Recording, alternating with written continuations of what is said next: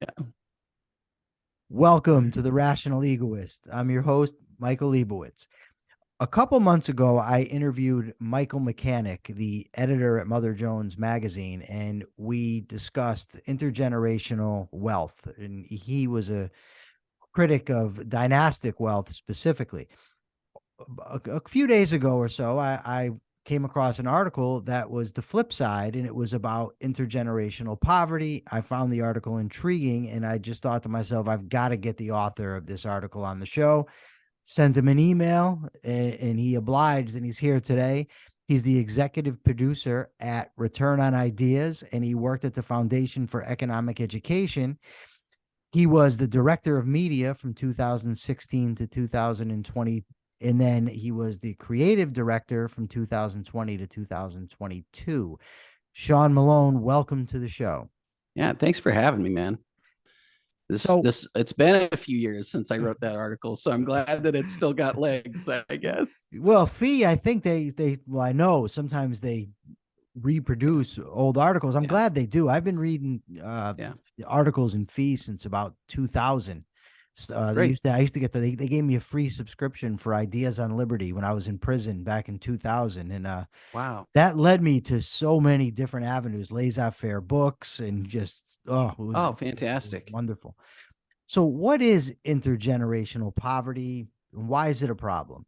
Well, it's funny where you started with the intergenerational wealth aspect, but you're right. It is kind of the flip side of that. So rather than having dynastic wealth where people are passing down money from one generation to the next, intergenerational poverty tends to be a situation where people are born into very difficult circumstances and then struggle to get out of that and then pass on the same sort of level of difficulty and challenges to their children and grandchildren and so on. And what I always find to be tragic about this is that I really feel like it is completely unnecessary in most cases. Most people in my well, let me back up a little bit and say my experience. I'm not an economist. I did not train as an economist. I have spent the last 15-ish years of my life translating the work of economists into essentially language that's easy for people to understand, into mediums that people can quickly digest, videos, podcasts, social Hold on a media, all second. that kind of stuff. Were you involved in the Hayek video? Like there was a The Hayek with the Russell Hayek rap Robert. video. Yeah. I am not. That was my friend John Popola, but it was, but I was around. That was John beat me to that. It was about 2011, I think, when that video was made, and I had just started. I was just able to work full time in this arena in like 2010. So John and I knew each other then. I knew and worked with a lot of the guys at Reason who've since gone on to do other things. Um, but yeah, so I've been in this world for quite some time, and a lot of what I've done in that time is, among other things, I've made documentaries, particularly about poverty and about entrepreneurship and about how you build and create wealth and how that grows in society. And I find that an endlessly fascinating question. And one of the things that I've found really consistently is that the almost everywhere I've ever been, everyone I've ever talked to has entrepreneurial ideas. They have ambitions to escape poverty if they grew up in poverty. One of my absolute best friends today, my closest friend, is a truck driver, a full-time semi truck driver who grew up in extreme poverty in Kentucky and routinely exalts the fact that he now owns a home and has luxuries that he didn't have running water or electricity in Oh some my of the God. houses he grew up in, right, in rural Kentucky. And and he's not that much older than I am. So I mean, this is not like, he's 80 and he grew up in Kentucky in like the 50s or whatever. Like we're talking about the 70s, 80s, 90s, when he grew up, not having some of these things that everybody else takes for granted. And whenever I've gone digging to kind of look into why people have struggled with the stuff and they can't escape it, what I find are typically government policies at the root of a lot of this stuff. Things that prevent people from starting businesses, things that make it really expensive to get off of welfare. There's people often talk about the gap between when your welfare ends and you're ineligible for welfare, and there's a huge gap between that and we're actually sustaining an income that is at the same level as the welfare. So you end up being punished basically for trying to earn more of a living. There's a period at which it's actually more profitable for you to stay on welfare than it is to keep getting raises at your job. So things like that, are major contributors to why people stay in poverty for a long time. Zoning rules, a lot of times, right? Like if you happen to be born in a certain area, but that area does not allow for commercial businesses, it doesn't allow you to sell anything out of your home. That all of these little baby steps, like sort of the lower rungs of the economic ladder, get cut— from people. And then we all look at everybody and go, oh, why didn't you get out of poverty? Right. And it's like, well, there are all these restrictions that make it hard for people to do that. And so that's what that article was about. Ultimately, I think, it was called 10 solutions to intergenerational poverty. I think I did pull it up earlier so I could credibly talk about it. It's been a while since I've thought about it, but yeah. So I think it was the War on Poverty was launched in what, 1965? Yeah, about that. And Johnson. so what were some of the programs that included? Well, yeah, I mean, there's a lot of stuff. I mean, it's obviously there's a big basket of sort of Great Society projects that not all happen right at once, but things that sort of grown up over time, things that everybody's kind of aware of: food stamps, straight welfare transfers, so cash transfers from the wealthier people to poorer people. At least that's how it's sort of framed, but obviously government giving people welfare. There's the rise in minimum wage laws, all those kinds of things. It's a pretty big basket of different policies, a lot of which were designed to create direct cash transfers or in-kind transfers from the bulk of society to its poorest members. And on the surface, that seems great, except that a lot of those things come with stipulations and rules, and also sometimes just some unintended consequences, right? Like minimum wage laws, we talk about, economists talk about a lot, because the flip side to minimum wage laws is typically reduce employment, or reduce opportunities for employment. Sure. And that particularly affects younger people, low skilled people, people without a lot of education, right? So when you really look at, and you can look at studies on the long-term effects of minimum wage, what you'll actually see quite a lot of the time is that the people who are most affected tend to be minorities. They tend to be young males, people in their teens and early 20s. But man, those are the people that you really want building careers right away, especially at that age. Like you don't want your 25-year-olds unemployed, like that's Yeah. such a prime time from when you're 16, 17 years old to 25 to like develop some of these key working skills and then build some experience that can get you out of minimum wage jobs and into, higher paying, better employment, more stable employment, et cetera. Food stamps is sort of another thing, although it's gone through a bunch of different iterations over the years where, people debate on what you're eligible for. And then there were periods where people were using food stamps to buy cigarettes and things like that. And then the political will sort of changed and made it, really crack down on what you were allowed to get, to the extent where some of the stuff that you're allowed to have on food stamps not very healthy, and that's not very good either for other reasons, prepackaged, stuff rather than fresh fruits and vegetables and things like that. So all of those kinds of things just kind of go into this sense of like government control over what people are allowed to do or not do. The bigger problem I have with a lot of that stuff, though, is that it doesn't actually really solve the problem.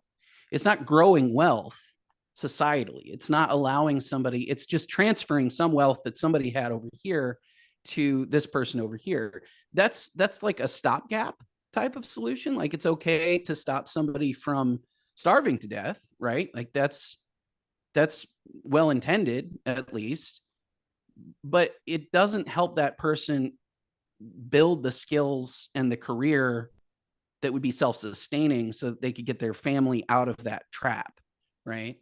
And especially if you look at the direct welfare transfers and things I was saying before about how, if you get to a certain level of income, welfare, your welfare checks start to drop. But if that happens before your income has actually exceeded the amount that you were getting paid in welfare, then there's that gap of, well, now I'm poor because welfare was giving me, let's say welfare was giving me $2,000 a month or something like that. And now I get $0 in welfare because I'm being paid $1,500 a month. Well, that's a huge problem. Yeah. Right. You should keep that welfare until you've exceeded the 2,000 and then you can drop that. Right. But we don't do it that way all the time. So there are incentives to actually staying on welfare. Not to mention that the welfare program also, I mean, pretty arguably, and Tom Sowell has argued pretty extensively that the welfare system has, because of child credits in particular, has incentivized single motherhood. Yeah. And it's incentivized basically single parent households because you get more money from the system that way. So all those things I think just really contribute to having intergenerational poverty where it just doesn't get any better. But one of the biggest things that I did when I did a documentary called Locked Out a number of years ago, where I talked about the documentaries about the first legal African hair braider in the state of Mississippi. And she happened to be one of the first in the United States to be a licensed hair braider that did not have a cosmetology license. Not to get into the whole story or whatever, but basically the cosmetology license would have cost her $20,000 and a couple years of her life to be licensed as a cosmetologist. The state of Mississippi did not have a separate license for African hair braiding. So one, the cosmetology school did not teach hair braiding. That's the skill that she had to bring in, all of that. And she already knew how to do that. That was thunder, by the way. I don't know if you heard that in this, but it was so prohibitively expensive, she couldn't have afforded to go to cosmetology school, right? So you have a situation where there's this skill that is passed down from mother to daughter and sister to sister, particularly in the African American community, all over the United States, but especially in the South, right? And there's this skill that is a marketable skill where people were doing it in the black market for $80 a session sometimes, able to make money, but make money illegally. Whereas if they wanted to use those same skills and just open a salon, they'd have to spend tens of thousands of dollars, a couple years of their lives, getting the state approval just to be allowed to do that. Well, that's a huge contributor to that kind of thing, right? And you can see the same thing pop up with, the way that we license restaurants or food trucks or little food carts and things like that. There are a lot of jobs that soap making, like there are a lot of jobs that people can do to earn a little bit of income that don't take a lot of formal education necessarily, but which we make prohibitively expensive through occupational licensing and zoning and all of those kinds of things. So that's what I look at. On the war on poverty, what was the trajectory of poverty prior compared to what it's been after? In other words, the poverty rate was declining. They enact the war on poverty. Did it accelerate the decline in poverty? No, it's a pretty much linear decline from 1950-ish to the 1970s, 1980s, and then just flatlines. And it's pretty much the same, and it's been the same pretty much ever since. And where you look at the start of the war on poverty in 1964, 65, it's just in the middle of a pretty linear decline, actually. So I don't think there's much evidence to demonstrate that the war on poverty uh, really had much of an effect one way or another. I think what had a major effect was the overall overarching rising wealth of the United States in general, which obviously there was a huge boom in prosperity in the 50s and, post World War II, post New Deal, all that kind of stuff.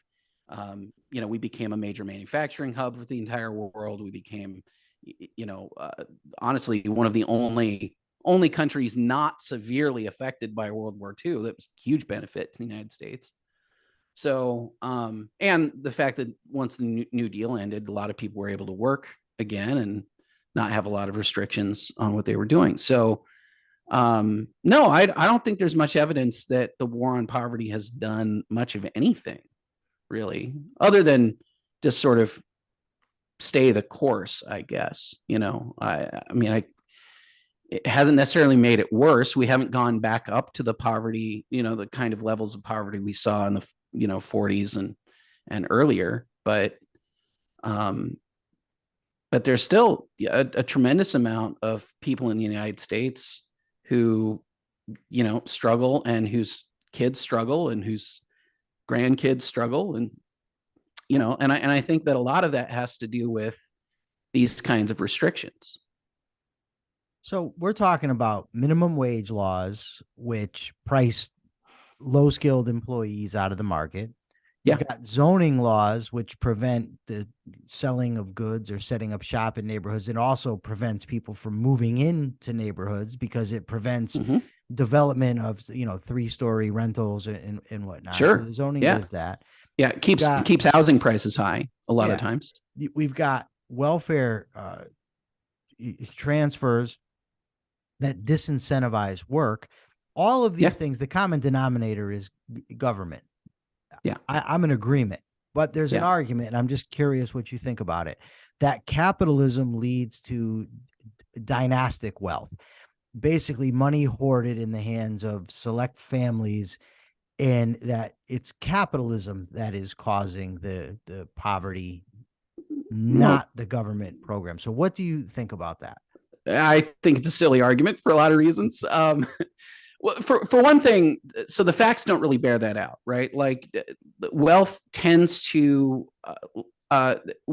doesn't tend to concentrate for multiple generations. So you have a couple of generations which may be very, very wealthy from, let's say, somebody starting a very successful business.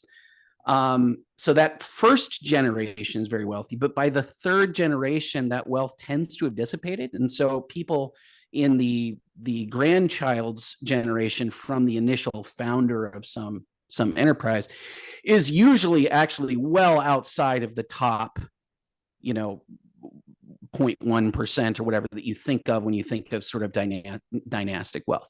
A lot of times that's because, one, that wealth is being sort of dispersed across a lot more people, right? So even if you have a lot of money to leave to the next generation, there are more people who get more pieces of that pie the second generation, right? And that keeps going.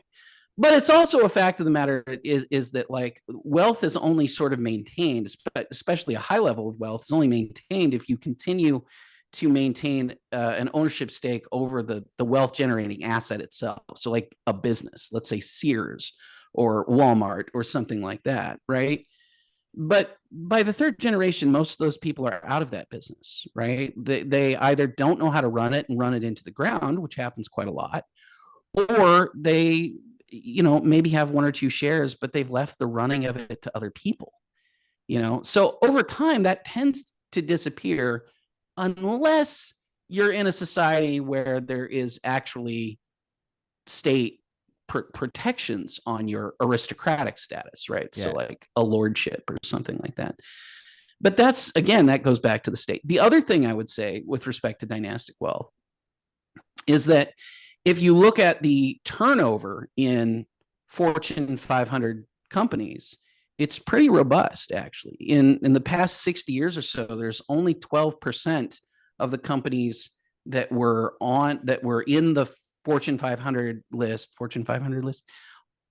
in like 1950 or 1960 are still on it today. And even only within the last 10 years, I think there's been a turnover of something like 60% or somewhere in there. I'd have to double check that figure. But think about it. I mean, Google, Facebook, right? Twitter, Netflix, like a lot of companies that have made it into the Fortune 500 recently literally didn't exist 20 years ago, or 30 years ago or whatever. But like a lot of these companies grew in our lifetime, right? And you could watch them grow, and you could watch them unseat other companies, like watching Netflix unseat Blockbuster, or watching Walmart sort of displace Sears and Kmart and stuff like that. And now even Walmart is being displaced by Amazon. And so, 10 years ago or so, 15 years ago, I would talk to people all the time. They would talk about how Walmart was this never ending monopoly that just absolutely couldn't be destroyed. And now, Walmart is struggling to keep up with Amazon and international competition. So I don't really buy that much. And then the last thing I would say on that is that wealth is not a zero-sum game. It's not a fixed pie. So first of all, very few people are hoarding wealth in general. They're investing in businesses and investing in, other kinds of enterprises. But more importantly, like as the overall pie grows, like their quote unquote hoarding doesn't really matter. We can make more wealth. We can make more stuff, and there can be more cars and more homes and, more new businesses and more jobs and more opportunities for people. And that does not have to have anything to do with whether or not the heir of Sam Walton still has, $50 million or something. Right. Right.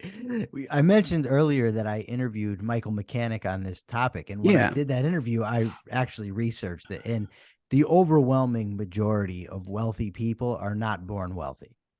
It's absolutely. It's just not true. I mean, it's a nice little, catchphrase, dynastic wealth, but it's just not accurate that there's these wealthy dynasties and they're hoarding all the money. It's like I said, it's just fiction. No, a couple generations and usually the wealth is gone. You have to build another business. You have to do something with it, and you have to actually make it valuable to other people in order to maintain. And most people just, it's kind of, there's like an irony to it a little bit, or just sort of a poetic nature to it, I guess, which is just that like I guess the meme is kind of, like weak times create strong men create whatever. But it's not that exactly. It's just that like not everybody has an amazing entrepreneurial idea that is super valuable to millions and millions of regular consumers. So that by itself is really hard. But even if you have a great idea, being able to execute it and turn it into a scalable company that produces a product or a service that benefits millions of people to the level where you might earn $1 billion or several $1 billion, it's very, very hard to do. And it takes, if you look at the people who've done it, they're kind of anomalies in human existence. Like they tend to be really weird. They sacrifice their personal lives to running this thing. They work 100 hours a week. Like they're kind of insane a lot of times.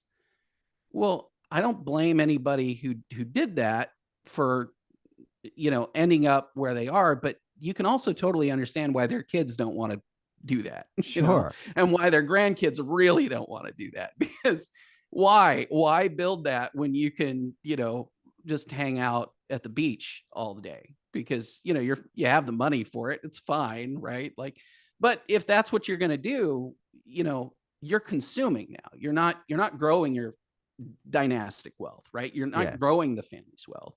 You're just living off of it until it disappears.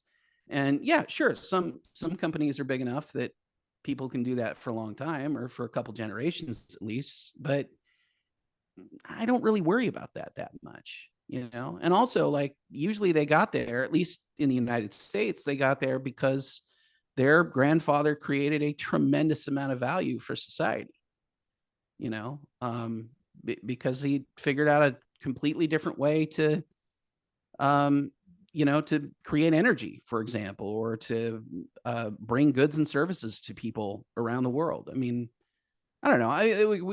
We have to hate Walmart all the time, but like, there's a lot of things about Walmart that we're able to bring goods to some of the poorest parts of the United States that literally did not have access to prior to Walmart. You know, like, we tend to look at these kind of like little mom and pop shops that got displaced by Walmart and say, "Oh, how sad." But they paid worse.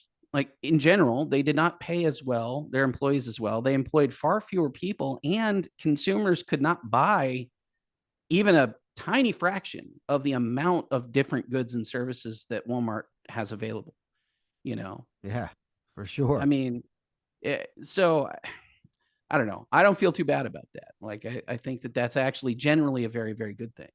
I don't Um, think that one person's wealth results in someone else's poverty at all. I no, just know that when we talk about intergenerational poverty, I wanted to just get your take on the other argument, which I really yeah. don't think is much of an argument. I think it's really kind of silly, and it's, I don't want to use the word embarrassing, but it's ridiculous that it's still around. Yeah, it's unfortunate for sure. I mean, Absolutely. but it is very popular. I mean, I do hear it a lot. Well, envy is very popular, I think, is the Yeah, root of that. Is, yeah, look at this guy has all that, I don't. Meanwhile, they don't take into consideration what you just said. Well, this lady's working 100 hours a week. yeah, I like to lay around and play video games, but I should have the same thing that she has. yeah, yeah. Well, and I look at a lot of the entrepreneurs that I've worked with over the years, and I think, like, most of those people are not, you know, even multi-millionaires, right? Maybe their business is a $1 or $2 million a year business. Like, we're talking about hair salons, things like that, right? I've worked with people who have, you know, bigger businesses and things like that. But to get a really big business, you have to scale, and you have to be able to serve a much larger number of people. A lot of the people who would be served well with the kinds of policy changes that I've talked about with respect to intergenerational poverty, a lot of the people would be really just able to make a career for themselves, right? Maybe just as a mechanic, or as a groundskeeper, or, you know, as a hairstylist or a barber or something like that. There are a lot of things that, you know, they may not ever turn that into a, you know, a hair salon that has franchises all over the world, right? But they don't need to. They need to support their families. Yeah, you need to make a living. And yeah, they need to make a living. They need to make house payments. They need to send their kids to school. Like, that's what they need to do. And to watch people be prevented from doing that by policies that, well, in some cases are well intended, right, meant to help them, and kind of don't. But in a lot of cases, because of policies that really just, all they do is tend to serve the politicians and the certain special interest groups. So, you know, a lot of times zoning laws are there to serve political agencies, just because it's easier for them to, you know, it's easier for the government to zone a city a certain way than it is to allow a lot of mixed use work, right? So it's very easy for the government to say, okay, this area, this is where the industrial stuff is, and you can put your factory there or whatever, and you cannot put anything of that type over here. Well, okay, fine. You want to do that because you want to sort of limit the noise pollution or the air pollution. Like, there are good reasons to do that, but then all these other things get sort of trapped in that policy because they're not very good at, you know, making nuanced exceptions to those kinds of rules. They're not So really that's good a at much of problem. anything, are they? When it No, really not comes really. down Not to it, really. right? But Okay. I look at all that stuff and I just think like we could pretty easily remove some of those barriers, and it would make a tremendous amount of our population give them a lot more of an opportunity to just earn a living and not need the welfare, right? Yeah. Okay. So Which I would hope is our ideal. 2024 comes along and neither Trump nor Biden wins, but Sean Malone wins. And they say, okay, President Malone, we're going to do something unique in history. We're going to give you absolute authority to implement any 3 policies that you want. I know you've got 10, but I'm going to give, they're only going to give you power to implement 3 policies that you think that could be implemented that would help to get rid of intergenerational poverty. And what do you do?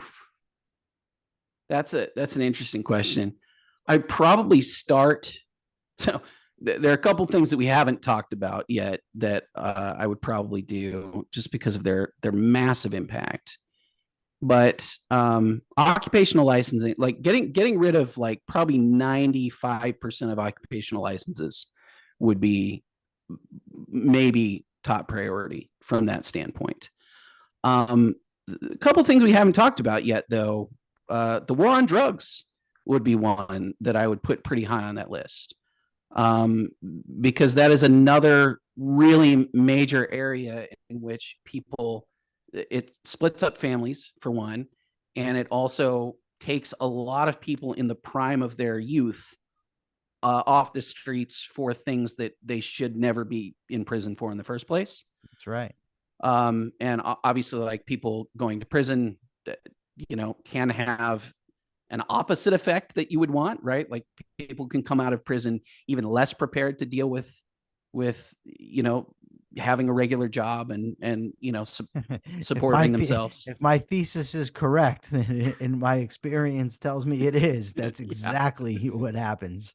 So that would probably be pretty high on the list too. And it's probably the most controversial one, but probably minimum wage. I think taking away the bottom rungs of the ladder is just kind of unconscionable to me. Like, I want people to be able to make a deal with somebody else who can employ them or even just hire them on a freelance basis or whatever.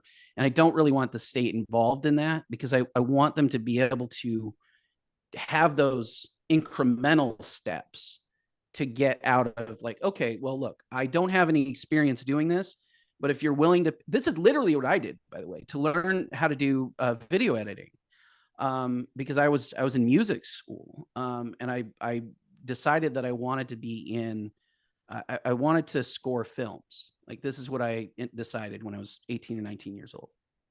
And when I was 20, I went to a little video production company in Lincoln, Nebraska, where I grew up. And they just did like wedding videography and stuff like that. And I went and I said, hey, I'm looking for a job. I just want to learn. And I was flat out told, no jobs. Nope, we are not hiring. Go away. And I said, how can I make you a deal? Can I come in and work for a week for free?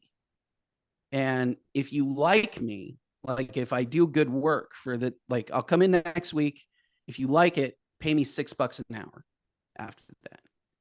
And that was, to be fair, that was probably like minimum wage at the time, or like just under, I don't even, it was probably just under minimum wage at the time. I didn't really care, right? Like, the point was, I had to make that deal in order for my lack of experience and lack of obvious value to be overcome. Like, I couldn't overcome that deficiency until I used price as the bargaining tool, right? And then I learned a bunch of skills. I was only there for 7-8 months or something like that. And I went on to get a job at the university that I went to as a video editor. And so, I learned skills very, very quickly, but I did it by offering basically work for free or very, very cheap. Sounds to me like you were breaking the law. You were working for less than minimum wage, and they may have been. I don't know. I don't know. Minimum wage was pretty low in Lincoln, Nebraska when I was. I'm confident it's not free, and you worked for free for a week. I did work for free. It's true. And somebody like a dangerous felon to me. Right. Somebody would have called it an internship or something. I don't know. But look, my point is, you can do that and gain some skills if you're legally allowed to do that, but you can't do that if the barrier makes it such that like you actually have to be worth $15 an hour first before I am willing to hire you, or at least close, right? Like I have to believe as an employer that you're going to be worth more than what I am going to have Yeah. to pay. And also people forget that it's not just the $15 an hour, it's like training time and this sort of opportunity cost of getting somebody mixed into the team, and then maybe I have to fire them later, and that's a huge risk, and taxes and everything else. Like it ends up being a pretty substantial cost. And if you can reduce that for people who are particularly just starting out, and who can't really compete on education or skill, you know, then I think that would help a lot. But yeah, again, that's going to be the controversial one because everybody loves minimum wage. Oh, I think those are great ideas. Get rid of licensing, get rid of the war on drugs, get rid of minimum Yep. wage. I want to go back for a second though to the war on drugs because Sure. all three of those, by the way, are huge with me. The minimum wage, it drives me crazy. The idea that any group of people thinks that they have the right to tell Yeah. to other people what they can and can't contract for is It's a absolutely weird, ridiculous. Yeah, yeah. and especially when it doesn't do what it's supposed to do anyways. But the Yeah. war on drugs, I'm just curious. If you were to abolish the war on drugs, would you go full legalization or would you go with a decriminalization model? Because I'd go I full mean, legalization. can I'm I saying sell heroin in the corner stores. Yeah, I mean, as far as I've got two minds of this because like as a philosophical matter, I would just go full legalization right off the bat, right? But I also have worked in the policy arena long enough to know that like you kind of need to step your way towards things sometimes, yeah, not only because there are a lot of like agencies and sort of special interest inside the state that will fight you tooth and nail for a lot of these things because yeah. they make a living off of maintaining Uh, and supporting these things. Off of the But misery also, of others, right? yeah, but also because I mean, realistically, there are cartels and things that also benefit tremendously from the war on drugs currently as it is, who will, who are actually in a position to swoop in and become the monopolists of a legalized arena. So I think all that stuff is I guess what I would say is I like an incrementalist approach, or not an incrementalist approach, like a thoughtful approach to like actually implementing a policy, right? So I don't want to come across as like just burn it all down and screw it, right? Like who cares? Because I do think that stuff matters. But like from a philosophical standpoint, absolutely, man, just get rid of it. It's insane. It's Yeah, absolutely insane. I'm with you on the. I'm an incrementalist myself. It's like I was telling somebody yesterday, I think in an interview, I think there should be no public education, but I wouldn't say tomorrow morning, let's wake up and abolish all public education and just kick all the kids out onto, Yeah, no more school. and that's exactly the problem, right? Like, and I always want to be clear about that because there are ways to do this responsibly, right? Yeah. There are ways to say, like, I actually I've been in kind of a silly string of school choice related discussions with folks on Twitter the last couple days. And one of my friends is Corey DeAngelis, who's a big, one of the kind of most successful, I think currently one of the more successful advocates for school choice. But one of the things that Corey advocates a lot is, and by the way, school choice was on my list of 10 intergenerational solutions to intergenerational poverty. But, one of the things that Corey advocates is tying the tax money to the student, right? That to me is an incrementalist approach. It's Yeah. still tax funded education, which I don't love on principle. But at the same time, I would definitely support a world where the students and parents could actually take that money and select the school that was actually right for their kid rather than being forced into a school that just happened to be where they live. That again, this is why it's on the list of solutions to intergenerational poverty. Because if you are poor and you cannot just move to a great school district, you know, you're screwed, right? Like Yeah. you just happen to have grown up in the wrong zip code. That I can't even that one to me is one of the more bizarre arguments that I have with people. I cannot understand any counter argument to the idea that like your zip code should not determine the quality of your education. And the only counter argument I ever hear is like, well, let's just make sure schools are super well funded everywhere so that that isn't true. I'm like, yeah, but one, we do fully fund schools. We pay a tremendous amount of money for public schools, among the highest in the world per pupil, in fact. But also, like, that's not a solution to a parent that has a current problem, right? Like, just just saying Pollyanna-ish that, like, well, if we just funded all the schools more, that schools would be better, and then you wouldn't have to worry about it. Well, yeah, but this kid has 4 years in high school to like learn something, and your policy will not be implemented like ever. I don't think, actually, I don't think there will ever be a time in which the money that you throw at schools is actually going to be the determining factor. And because certainly the evidence doesn't support that at all. But what would be helpful is if that kid would just be allowed to go somewhere else, you know, like if you just tomorrow say, hey man, I'm sorry, this school isn't serving you very well. Here's all the money that we would have spent on you for this year. Go find a better school. Like that would be huge. And that is something that you could implement today and have it something else I support. I support it though. If I were in the position where they're asking me policies, I would support that, but I would say on the road to getting rid of public education. Yep. Right. It's a stage, not the Yep. end. The end isn't to I have agree. it. That's how I would do it. I totally agree. So Sean, before I let you go, is there anything that you didn't get to say that I didn't ask and should have that you'd like to say? No, man, I feel like I haven't talked about this issue like this much in quite some time. I feel like so it's kind of a fun thing to discuss. But you should talk about it more. You're good at it.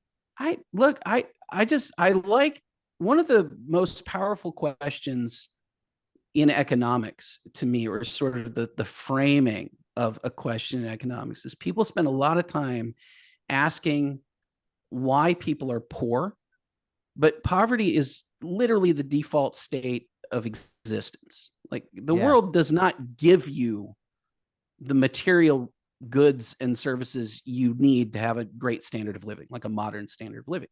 That's not how it works, right? You have to work for every single thing. So that's not a very interesting question. Like, why poverty? Well, this is the world, right? And it's true for every species. You look at other animals clawing a subsistence existence out of, rocks and, dry riverbeds, right? Like everybody, no matter if you're human or not, has to work hard. The question is, how do you get wealth? Like, how does a society become rich? And I think we know the answer to that question. And it's largely to have a system of private property where individuals are allowed to be entrepreneurial and create things for others in a market where there's feedback, where you get a feedback loop of like, hey, I like this. This is making my life better. Make more of it, right? Yeah. Or somebody says, oh, I hate that. That's a terrible product. Quit wasting resources, right? Like the only way you can get that honestly is through essentially capitalism, right? Private property, free markets, entrepreneurship. That's it. It's not that complicated, I don't think. But it's the much more important thing than constantly obsessing over like poverty, as it were. I'm with you. All right. Where can people find you? Well, now it's a little weirder because I'm not doing quite as much super publicly, but you can still find a lot of my work on YouTube for Fee. So youtube.com/Fee Online still has a lot of the stuff that I've done for many, many years. Also Common Sense Soapbox, which is a different channel that you can find on YouTube, but now returnonideas.co. If you want to find what I'm doing now and work with me, that's the main thing. But I'm doing client work now. So awesome. Yeah. Hey, listen, man, thanks a lot for coming on. It's been great. I hope to have you on again sometime. You're a great communicator. Thanks, man. I'd love to chat anytime. All right. For now, this is the Rational Egoist. I'm Michael Liebowitz signing out. Remember, like, share, comment, subscribe. Till next time.